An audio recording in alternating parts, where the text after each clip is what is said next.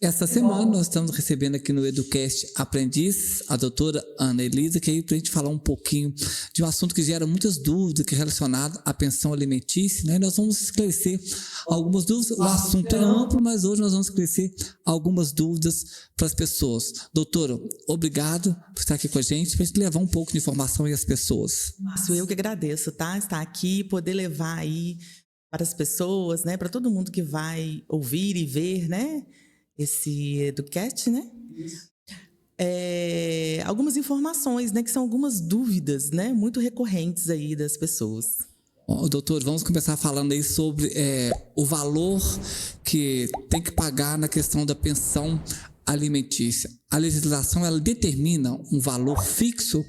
Não, realmente isso é uma questão muito complicada e muito recorrente.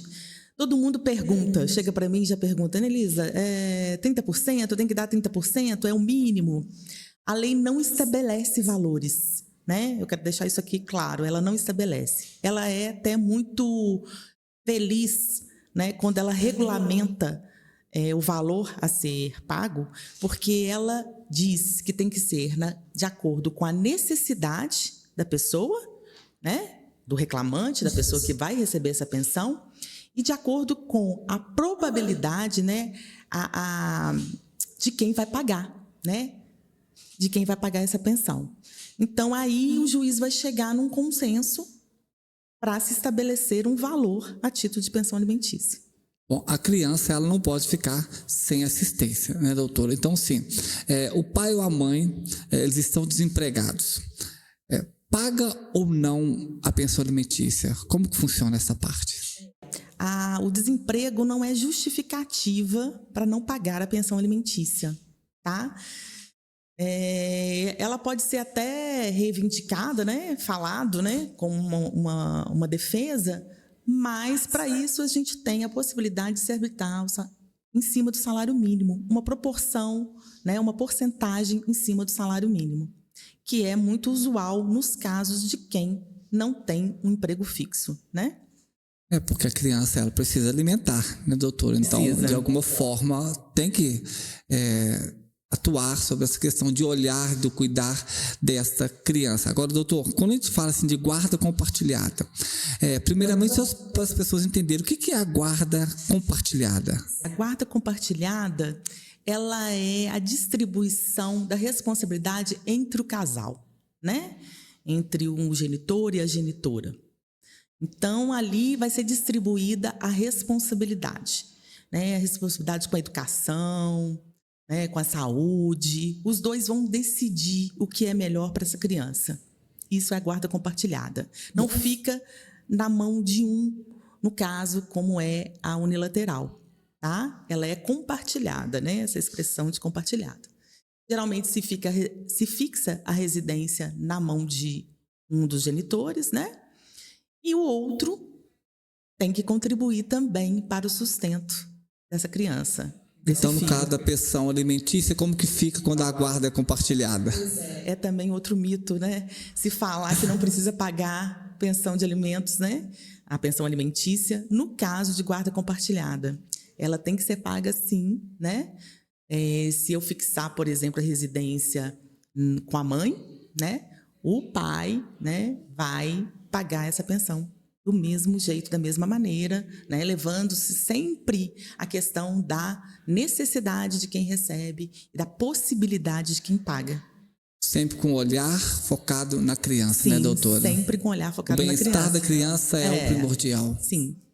Agora, doutora, quando pai que não tem o contato com seu filho, às vezes nem reconhece que é filho, está comprovado que é filho, não reconhece, ele não tem contato com o filho, ele é obrigado a pagar a pensão? Como que funciona?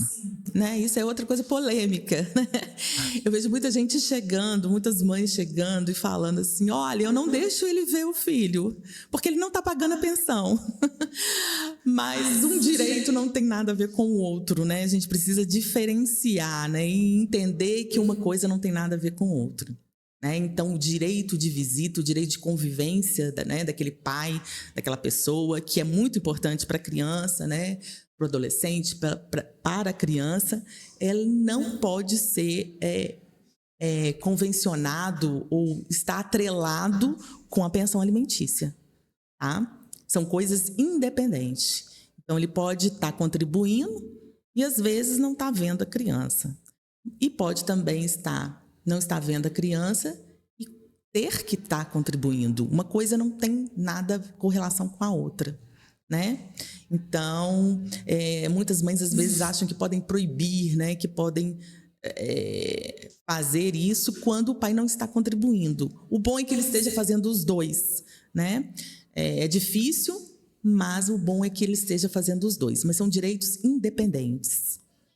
Doutora, agora uma outra dúvida com relação à idade. Quando chega na maioridade, tem que continuar pagando a pensão? Até que idade é obrigatória essa pensão? Outra coisa é que todos têm muita dúvida, né? Atingiu a maioridade com os 18 anos, né? Cessa o poder familiar. E aí, nós vamos investigar, né? Vai haver uma investigação, né? E se a pessoa ainda precisa daquela pensão para se manter. Às vezes ela ainda está estudando, né? Com 18 anos, aí, às vezes a pessoa está entrando num curso superior, num curso técnico, e ela ainda precisa, né, da assistência dos pais. Então, nesse caso, o pai vai continuar suprindo o menor não, nesse caso já é maior, né, com essa pensão, essa ajuda para que ele se forme, para que ele ingresse no mercado de trabalho, né, e aí essa pensão continua, né? Se convenciona, né, que ela vai até os 24 anos de idade, né, no caso da pessoa estar estudando e não ter como se manter. Mas a pessoa tem que ver o caso concreto. Outra coisa também, Márcio, que as pessoas às vezes acham que com 18 anos cessa e para de pagar ali, né? O pai acha que ali é uma coisa automática, né? Maioridade, acabou. Atingiu, fez aniversário, acabou, né? Atingiu a maioridade, ficou maior, capaz. O pai simplesmente, às vezes, ou a mãe, né? Porque aqui não é só o pai que paga a pensão. Pode ser a mãe, né? Podem ser os avós. E aí, automaticamente, ele para de pagar. E não é o caminho. O caminho tem que ser através do Poder Judiciário, né? Uma vez que ela foi arbitrada, ela foi estabelecida dentro do Poder Judiciário, é o Poder Judiciário que tem o condão de ver, né, se essa pensão vai continuar ou se ele vai realmente se exonerar dessa obrigação. Então, tudo tem que estar ali voltado certinho, né? Para não ter nenhum problema. Sim. Essa questão com o judiciário mesmo. Isso. Agora, uma grande dúvida que circula mesmo, né, as pessoas têm, sabendo que na maioria, quem paga a pensão alimentícia são os homens, na maioria, né? Só eles, ou a mulher também, em determinada situação, é obrigada a pagar a pensão alimentícia.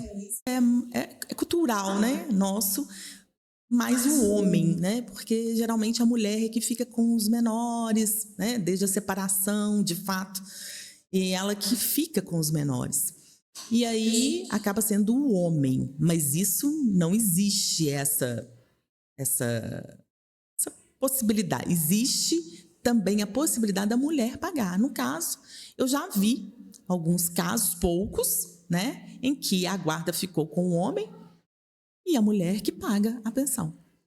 E até era um caso peculiar, porque eram vários filhos. Era interessante, porque não era 1, 2, eu acho que eram 5 filhos que o homem assumiu todos esses filhos e ficou com eles e os criou, e nesse caso era ela que pagava a pensão.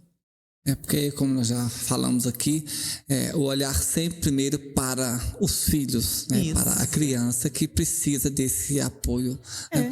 Agora, doutora Ana, aqui no Aprendiz nós temos um NPJ que dá esse apoio para as famílias. Como que funciona? Quem pode estar usufruindo do NPJ nessas causas, principalmente da pensão alimentícia, assim, na busca desse apoio, de como resolver essas situações? Pois é, o Núcleo de Prática Jurídica, né, é um escritório né, que é posto à disposição das pessoas carentes para resolver algumas situações jurídicas. Tá? Lá nós fazemos esse trabalho junto com os alunos da Faculdade de Direito, aqui do Aprendiz, a partir do 7º período, que eles têm que fazer estágio, e o estágio proporcionado pela faculdade é o núcleo. E lá nós atendemos pessoas carentes, né, que não têm condições de pagar um advogado. E junto com os alunos a gente faz pedido de pensões, né, cumprimento dessas pensões, porque é muito procurado, as pessoas às vezes são devedoras, né, já se estabeleceu essa pensão judicialmente, mas não está pagando, né, e isso às vezes afeta muito as crianças, porque elas precisam, né, nem se alimentar, principalmente, né? Sobreviver, né? Os alimentos, eles não só suprem a necessidade alimentar mesmo, que vem do nome, né? Verdade. Mas tudo, a educação, né? O lazer, a saúde. E para quem está recebendo aquela pensão, né? Aquela ajuda, né? Para criar a criança, é muito importante que ela esteja em dia, que ela tenha um dia certo para ser pago, porque ela usa aquilo para cuidar da criança. Então, lá no núcleo, a gente recebe muito, e eu tenho muitas ações de execução, né, para fazer cumprir essa pensão que não está sendo paga. Eu tenho muita ação de alimentos. Eu acho que a questão alimentícia é muito recorrente lá. É uma das ações que a gente mais pega, tanto para se estabelecer os alimentos, como para que dê cumprimento a esses alimentos que foram arbitrados. E quais os dias que está aberto o atendimento assim, a população que precisa? Nós funcionamos todos os dias da semana, de 8h30 às 11h30 e de 1 às 4. Tá? Pode nos procurar, nosso núcleo está agregado junto com o prédio do Aprendiz, né? Aqui da Faculdade de Direito, e nós estamos lá, prontos para receber essas pessoas que não têm condições, né? Ouvi-los, que às vezes eles precisam muito de ser escutados, né? Estamos lá, de portas abertas. Tem muitos anos que eu estou lá e eu gosto muito de ajudar e de estar lá e de fazer esse trabalho. É gratificante não só a gente ver que a gente resolveu o problema, né? A gente vê que a gente ouviu aquela pessoa, né? É muito bom. Gratificante ver a pessoa voltar para casa com um problema solucionado, Sim. Com a vida voltando a uma rotina muito tranquila. É a Faculdade de Direito promovendo o social. Sim, promovendo o social. Bom, gente, está aí o NPJ do Aprendiz à disposição para esse atendimento. As pessoas que precisam de segunda a sexta, é só chegar lá que você vai ser muito bem atendido. Eu tenho certeza. Doutora Ana, nós chegamos ao final do nosso Educast Aprendiz. Obrigado mais uma vez, né, por a gente oportunidade, né, pequena aí da gente contribuir e esclarecer alguma coisa para as pessoas, porque essas dúvidas são muito recorrentes. Todo mundo às vezes precisa, né, saber e escutar. E saber os direitos é importante. Muito. Né? Então, doutor, mais uma vez, muito obrigado. Nós vamos ficando por aqui. Até a próxima semana, se Deus quiser. Muita paz para você.